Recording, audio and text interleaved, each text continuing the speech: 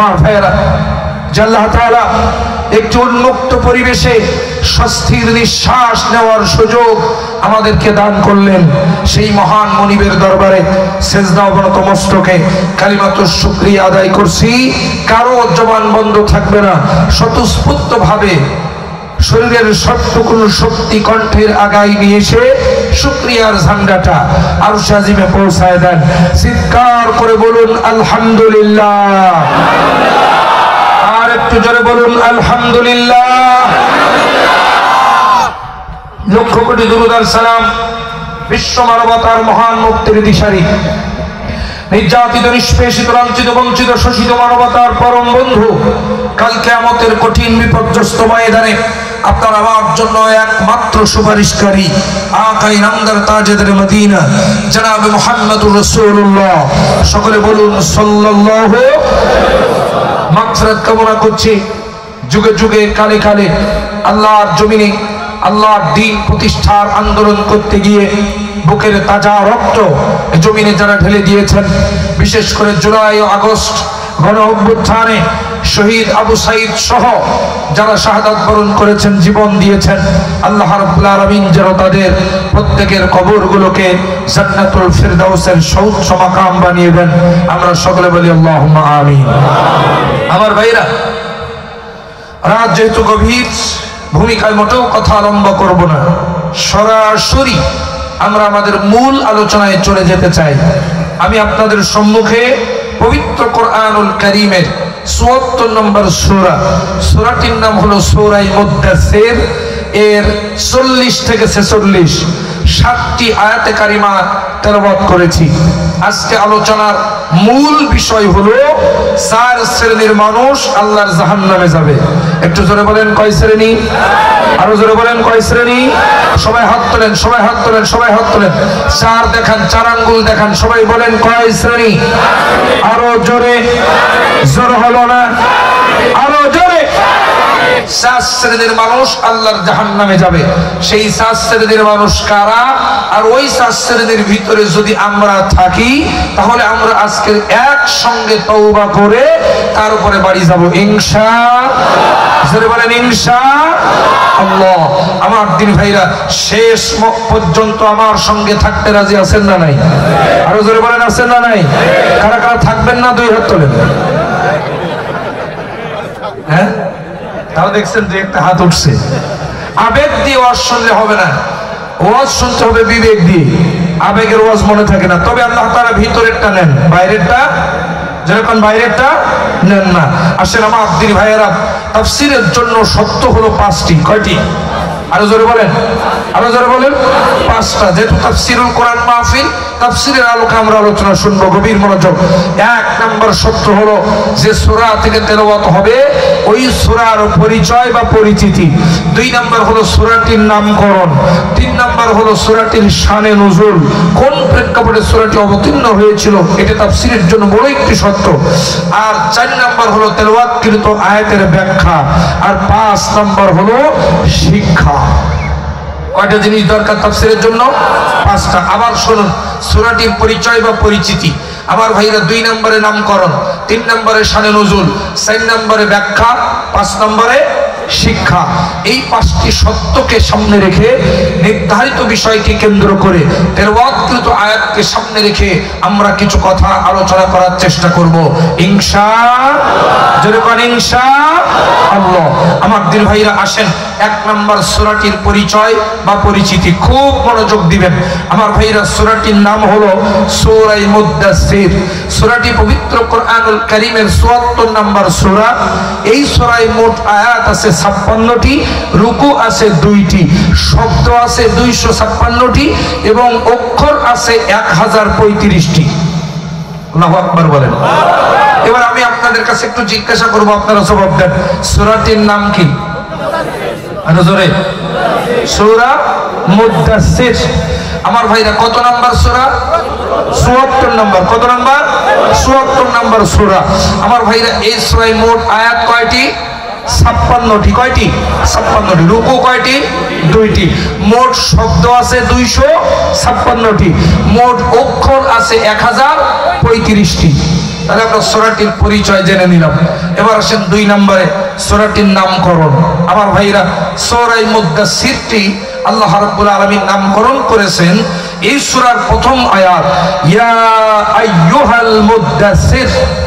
এখান থেকে মুদ্দাসসির শব্দটি নিয়ে আল্লাহ রাব্বুল আলামিন এই সূরাটির নামকরণ করেছেন সূরা মুদ্দাসসির।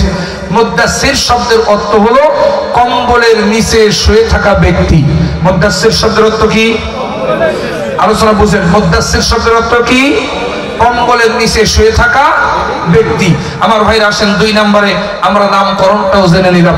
এবার আসেন 3 নম্বরে তাফসীরের জন্য সবচেয়ে বড় সত্য হলো শানে নজুল। কোন প্রেক্ষাপটে নবীজির কাছে এই সূরাটি অবতীর্ণ হয়েছিল এটা যদি আপনি জানতে পারেন তাহলে ওই সূরার আলোচনা মূল বক্তব্য আপনার কাছে স্পষ্ট আয়নার মতো ক্লিয়ার হয়ে যাবে। সূরা মুদ্দাসসির এই সূরাটি নাজিল হয়েছিল মক্কায়, নবুয়তের একেবারে প্রাথমিক সময়ে, একেবারে প্রথম দিকে এই সূরাটি নবীজির কাছে অবতীর্ণ হয়েছিল। যারা কোন আল্লাহু আকবার। এখন আসেন নাজিল হওয়ার পেছনে যে কারণ ছিল, আমার ভাইরা এই কারণ যদি আপনি জানতে চান, প্রেক্ষাপট যদি আপনি জানতে চান, বুখারী শরীফের কিতাবুল ওহী 4 নম্বর হাদিস। বুখারী শরীফ কিতাবুল ওহী 4 নম্বর হাদিস সুন্দর করে দেখে নেবেন। শানে নজুলটা ছিল এরকম, রাসূল করিম সাল্লাল্লাহু আলাইহি ওয়াসাল্লাম এমন একটি সমাজে জন্মগ্রহণ করেছিলেন যেই সমাজের মানুষ এমন কোনো অপরাধ ছিল না যা তারা করত না। চুরি, ডাকাতি, জেনা, ব্যভিচার, খুন, গুম, রাহাজানি, ধর্ষণ, ছিনতাই, বদমাইশি এমন কোন অপরাধ ছিল না যা তারা করত না। এমনকি নিজের মায়ের সঙ্গে জেনা করাকেও তারা অপরাধ মনে করত না। কন্যা সন্তান জন্মগ্রহণ করাকে তারা কুলক্ষণ মনে করত, অলক্ষণ মনে করত। এজন্য কন্যা সন্তান জন্মগ্রহণ করলে পরে ওই কন্যা সন্তানকে তারা জীবন্ত মরুভূমির মধ্যে কবর দিয়ে হত্যা করাকেও তারা অপরাধ মনে করত না। জোরে বলেন নাউজুবিল্লাহ। আমার ভাইরা, ঠিক এরকম একটি সমাজে রাসূল করিম সাল্লাল্লাহু আলাইহি ওয়াসাল্লামের জন্ম হলো। আমার ভাইরা, জন্মের পর থেকে নিয়ে আমার দিনী ভাইরা বিশ্ব নবীর বয়স যখন 17 বছর। জোরে বলেন কত বছর? আরো জোরে বলেন কত বছর? 17 বছর।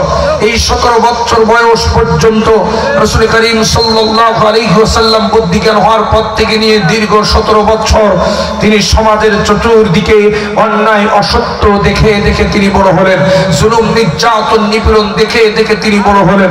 আমার দিনী ভাইরা, আপনিও একটু বাংলাদেশের বিগত 17 বছরের ইতিহাসের দিকে তাকান। বিগত 17 বছরের ইতিহাস জুলুমের ইতিহাস। আরো জোরে বলতে হবে, কথা ঠিক না বেঠে?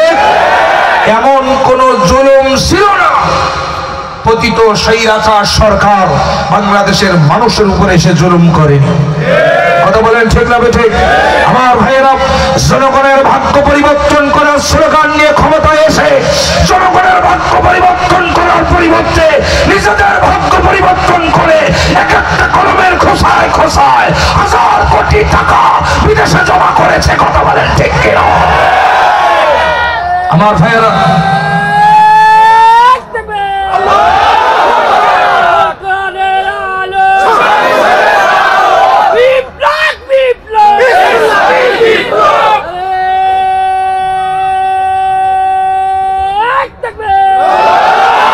আমার দিনী ভাইয়েরা, সুদীর্ঘ 17টি বছর নবীজি এরকম তার চতুর্দিকে অন্যায় অসত্য দেখে দেখে বড় হতে লাগলেন। বুদ্ধিজ্ঞান হওয়ার পর থেকে নিয়ে 17 বছর চেষ্টা করলেন, তার সাধ্যমতো সমাজ পরিবর্তনের জন্য পারলেন না। 17 বছর বয়সে নবীজি আমার ওই মক্কার যুবকদেরকে ঐক্যবদ্ধ করে যুবকদের সমন্বয়ে একটি সংগঠন তৈরি করলেন অন্যায় অসত্য দূর করার এজেন্ডা হাতে নেওয়ার জন্য। সেই সংগঠনটির নাম হলো হিলফুল ফুজুল। কি সংগঠন? আরো জোরে বলেন। হিলফুল ফুজুল সংগঠন তৈরি করে সেই সংগঠনটির মাধ্যমে ঐক্যবদ্ধ হয়ে সমাজ থেকে অন্যায় অসত্য দূর করার এজেন্ডা হাতে নিলেন। এখান থেকে একটি কথা স্পষ্ট, সেটি হলো একা একা কখনো সমাজ পরিবর্তন করা যায় না। সমাজ পরিবর্তন করতে হলে ঐক্যবদ্ধ হয়ে একটি সুশৃঙ্খল সংগঠনের ছায়ার নিচে এসে আমার ভাইরা জান মাল বাজি রেখে সমাজ পরিবর্তনের এজেন্ডা হাতে নিতে হয়। কথা বলেন ঠিক না ঠিক? আরেকটি সংগঠনের ছায়ার নিচে এসে জানমাল বাজি রেখে ঐক্যবদ্ধভাবে ইসলাম প্রতিষ্ঠার জন্য, সমাজ থেকে অন্যায় দূর করার জন্য সংগ্রাম করা হলো ফরজ। শুধু ফরজ নয়, সব ফরজের বড় ফরজ তত ফরজে আইন। আর জোরে বলেন কথা ঠিক কিনা? আমার দিল ভাইয়েরা, আজকে আপনাদের এখানে একটি সংগঠনের উদ্যোগে মাহফিল, বড় মির্জাপুর শান্তি সংঘের উদ্যোগে আমার ভাইরা কর্তৃপক্ষ আমাকে জানিয়েছেন, হুজুর আমাদের ইচ্ছা ছিল এই নামটা আমরা হিলফুল ফুজুল সংগঠন তৈরি করব, হিলফুল ফুজুল সংঘ হিসেবে আমরা এই সংগঠনটি তৈরি করব, কিন্তু বিগত দিনে পরিবেশ খারাপ থাকার কারণে আমরা সে নামটা দিতে পারি নাই।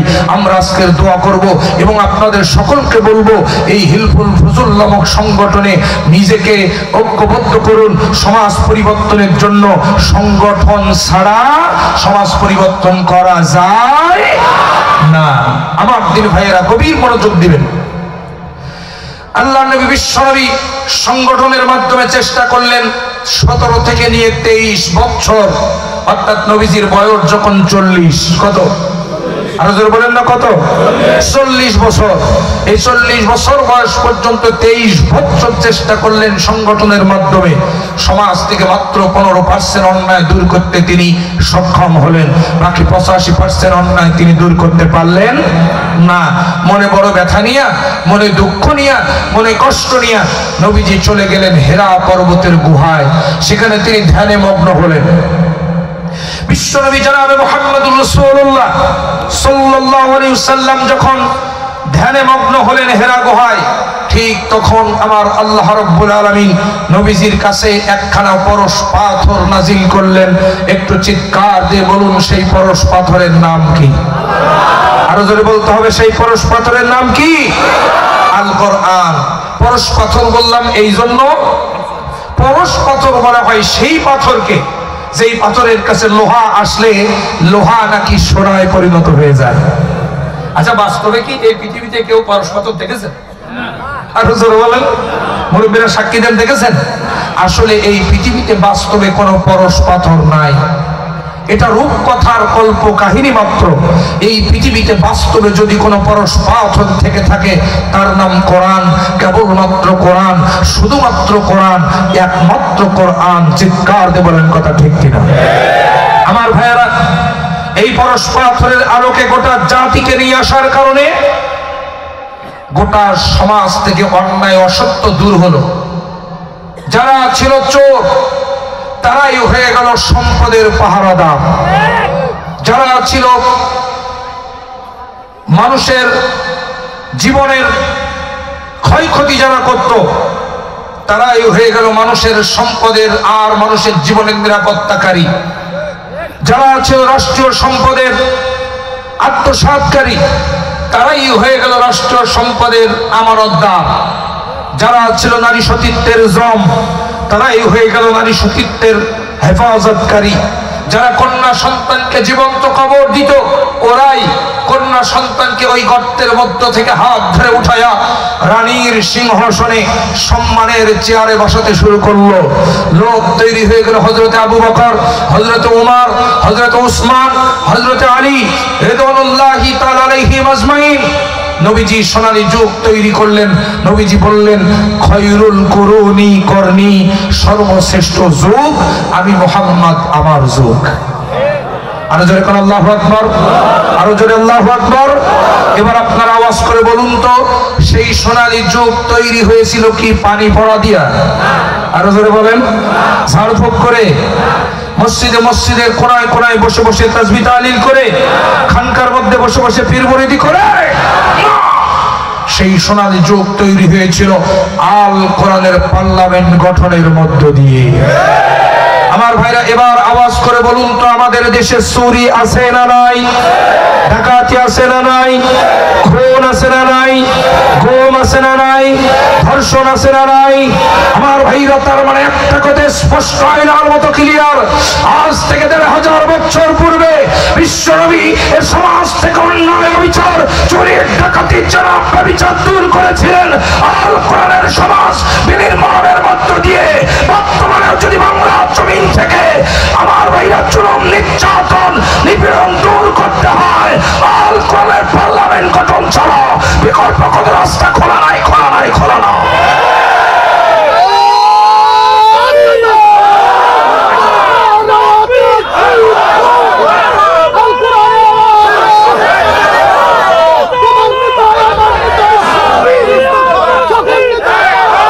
আমার দিদি ভাইরা, আপনারা যদি মনে করে থাকেন বিগত 5ই আগস্ট স্বৈরাচার জালিম শাহিরের পতন হয়ে গেছে, এজন্য আমাদের একেবারে চূড়ান্ত বিজয় হয়ে গেছে, হ্যাঁ, বিষয়টি তা নয়। আমরা কেবল সেমিফাইনাল জিতেছি, আমাদের আসল ফাইনাল এখনো সামনে বাকি।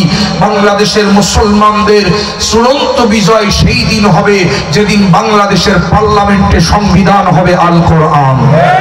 আরো জোরে বলেন কথা ঠিক কিনা? সুতরাং সেই কোরআনুল কারীমের সংসদ তৈরি করার জন্য, সেই কোরআনুল কারীমকে আগামীর পার্লামেন্টে পৌঁছায় দেওয়ার জন্য যদি বাংলার জমিনে আর একটা বিপ্লবের ডাক দেওয়া হয়, আর একটা আন্দোলনের ডাক দেওয়া হয়, রংপুরের তৌহিদি জনতা জীবন বাজি রেখে মাথায় কাপড়ের কাপড় বেঁধে রাজপথে কোরআন বিজয়ের মিছিলে নামতে রাজি আছেন কারা কারা? হাত তুলে আল্লাহ দেখা।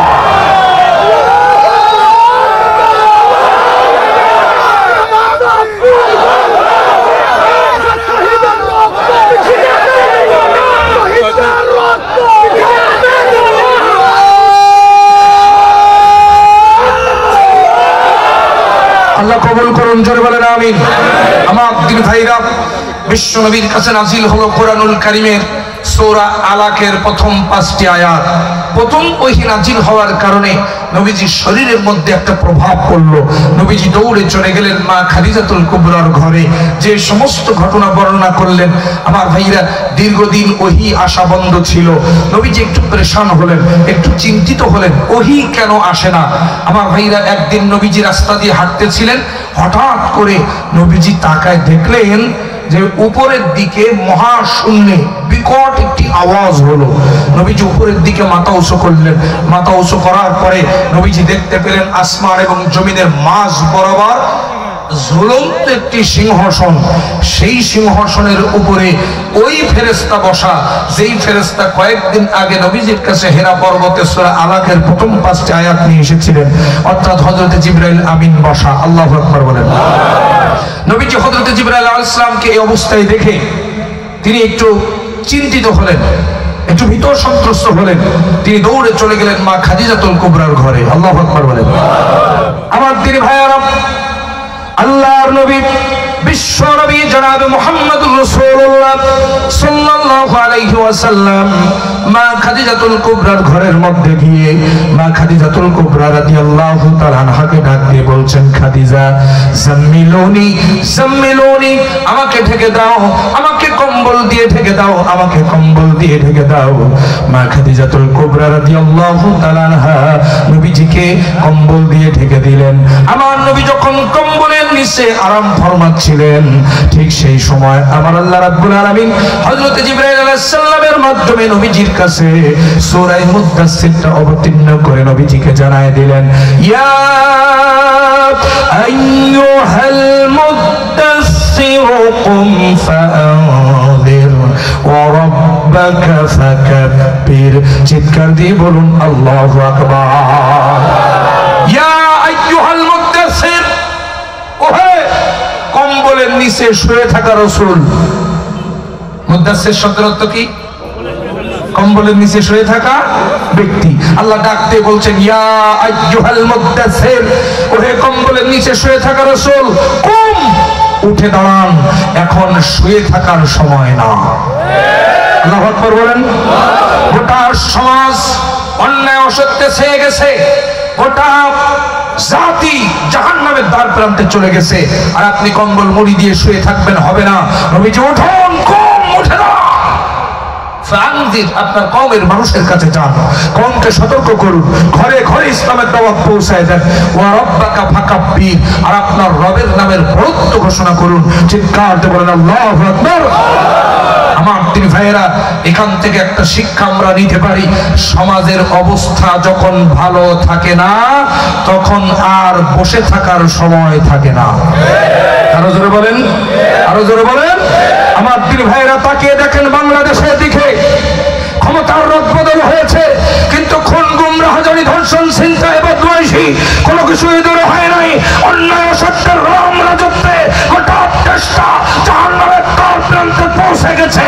এখন আর বসে থাকার সময় না। এখন বেরিয়ে আসেন, মসজিদ থেকে বেরিয়ে আসেন, খানকা থেকে বেরিয়ে আসেন, ঐক্যবদ্ধ হন, রাজপথে নামেন। আগামীর পার্লামেন্ট কোরআনের পার্লামেন্ট বানাতে হবে। রাজি আছেন কারা কারা? দুই হাত করে আল্লাহকে দেখা।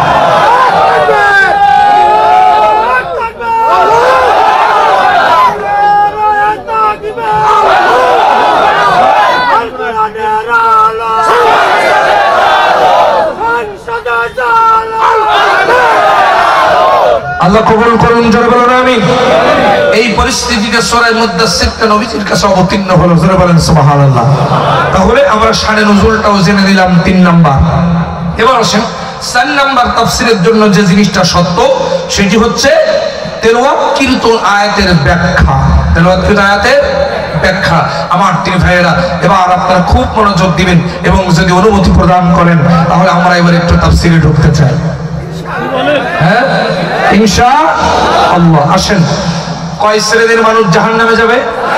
আরো জোরে বলুন, 4। এবার লক্ষ্য করুন, এই আলোচনাটা বোঝাতে গিয়ে আমি 3টা পয়েন্ট আপনাদের মাঝে আলোচনা উপস্থাপন করতে চাই। আজকে আলোচনা নারী পুরুষ উভয়ের জন্য খুবই গুরুত্বপূর্ণ, মনোযোগ দিয়ে শুনবেন। 3টা পয়েন্ট আলোচনা উপস্থাপন করতে চাই। 1 নাম্বার হলো জাহান্নামের পরিচয় বা পরিচিতি। 2 নাম্বার, কিয়ামতের ময়দানে ওই জাহান্নামীদের সঙ্গে কিরূপ আচরণ করবে, কিরূপ ব্যবহার করবে, এটা আমরা কোরআন থেকে জানবো।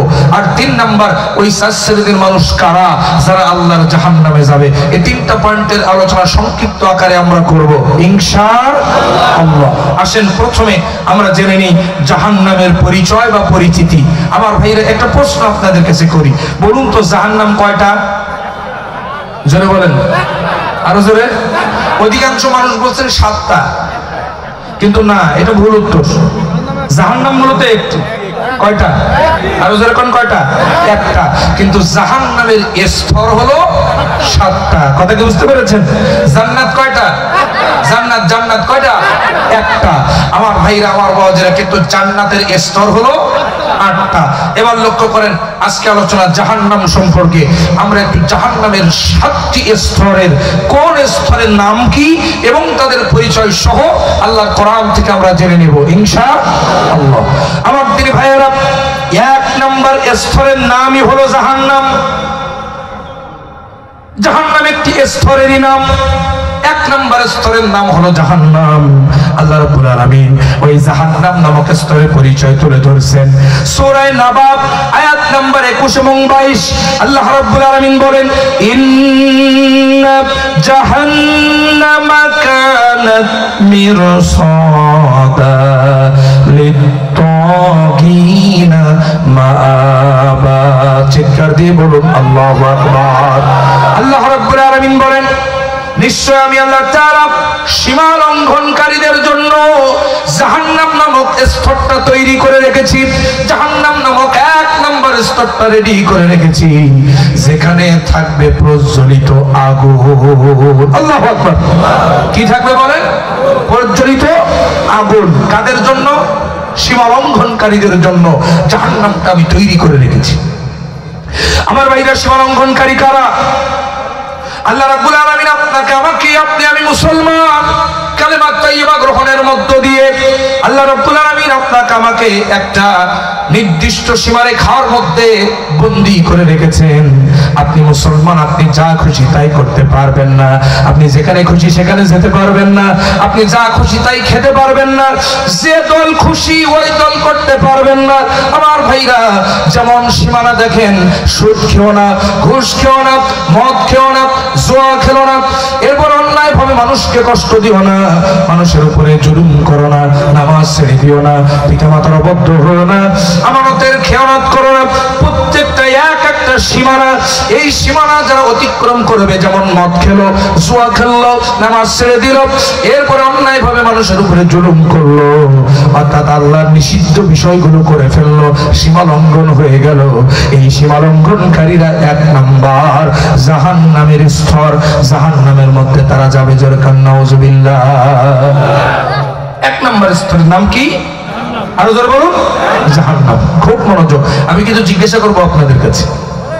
আমার ভাইয়েরা, 2 নাম্বার স্তরের নাম হলো লাযা। 2 নাম্বার স্তর কি? আরো জোরে বলুন। লাযা নামক স্তরের পরিচয় আল্লাহ রাব্বুল আলামিন তুলে ধরছেন সূরা মাআরিজের 15 এবং 16 নম্বর আয়াত। আল্লাহ রাব্বুল আলামিন বলেন, কাল্লা ইন্নাহা লাযা নাযাআতাল লিশ-শাওয়া। চিৎকার দিয়ে বলুন আল্লাহু আকবার। আল্লাহ রাব্বুল আলামিন বলেন, নিশ্চয় অপরাধীদের জন্য আমি আল্লাহ তাআলা লাযা নামক স্তরটা তৈরি করে রেখেছি, যেখানে থাকবে আগুনের লেলিহান শিখা। ওই লাযা নামক স্তরে 2 নম্বর স্তরে যারা প্রবেশ করবে, যারা যাবে, আগুনের লেলিহান শিখা তাদের শরীরের মধ্যে যখন লাগবে, আল্লাহ রাব্বুল আলামিন বলছেন তাদের চামড়াগুলো ঝলসে যাবে। জোরে কোন নাউজুবিল্লাহ। আর জোরে বলেন নাউজুবিল্লাহ। চামড়াগুলো ঝলসে যাবে। লাযা নামক স্তরে যারা প্রবেশ করবে, ওই লাযা নামক আগুনের অগ্নিশিখা যখন তাদের শরীরের মধ্যে লাগবে, তখন তাদের চামড়াগুলো ঝলসে যাবে, খসে খসে পড়তে থাকবে। জোরে কান নাউজুবিল্লাহ। এই স্তরের নাম কি? লাযা। 2 নম্বর স্তর। 3 নম্বর স্তরের নাম হলো হুতামা। 3 নম্বর স্তর কি? আরো জোরে বলেন। 3 নম্বর স্তরের নাম কি? হুতামা। হুতামা নামক স্তরের পরিচয় আল্লাহ রাব্বুল আলামিন তুলে ধরছেন সূরা হুমাযা 7 থেকে 7 নম্বর আয়াত। আল্লাহ রাব্বুল আলামিন বলছেন, কাল্লা, পড়েন সবাই, কাল্লা লা ইউমবাযান্না ফিল হুতামাতি ওয়া মা আদরাকা মাল হুতামা নারুল্লাহিল মুকাদ্দাতুল্লাতী তাত্তালিউ আলাল আফইদা। শিক্ষার দিয়ে বলুন আল্লাহু আকবার। আল্লাহ রাব্বুল আলামিন বলেন, ওগো আমার হাবিব, আমি আল্লাহ তাআলা 3 নম্বর স্তর থেকে হুতামা নামক জাহান্নামটা তৈরি করে রেখেছি। ওগো নবীজি, আপনি কি জানেন হুতামা নামক স্তরটা কি? আল্লাহ রাসূল বলেন, না, আমি তো জানি না, আপনি বলে দেন। আল্লাহ রাব্বুল আলামিন বলছেন, ওগো আমার হাবিব, আপনি শুনে রাখুন, হুতামা নামক স্তরটা এমন জায়গা, এমন ভয়ানক জায়গা, যেখানে থাকবে নারুল্লাহ। আর জোরে আল্লাহু আকবার। যেখানে থাকবে আল্লাহর আগুন। আরো জোরে কোন কার আগুন? আমার ভাইয়েরা, এবার লক্ষ্য করেন, আল্লাহর আগুন আর দুনিয়ার আগুনের মধ্যে পার্থক্য কি? আমার ভাইরা, 2টা পার্থক্য আমি আপনাদের মাঝে বলতে চাই। 1 নম্বর পার্থক্য হলো, আল্লাহ রাব্বুল আলামিন পুরো আগুনটাকে একত্রিত করলেন, টোটাল আগুনটাকে এক জায়গায় করলেন। আমার ভাইরা, সব আগুনটাকে এক জায়গায় করে আল্লাহ রাব্বুল আলামিন ওই আগুনটাকে 100টা টুকরা করলেন। একটা টুকরা দুনিয়ার জমিনে পাঠিয়ে দিয়েছেন, বাকি 99 টুকরা আগুন আল্লাহর কাছে আছে জাহান্নামীদের আযাব দেওয়ার জন্য। দুনিয়ায় কয় টুকরা? এবার আপনি চিন্তা করুন আমার ভাইরা, দুনিয়ায় মাত্র 1 টুকরা আগুন। ওই আগুনের তীব্রতা, ওই আগুনের প্রখরতা কত বেশি আমার ভাইরা। তার বাস্তব প্রমাণ যদি দেখতে চান, আমেরিকার দিকে তাকান।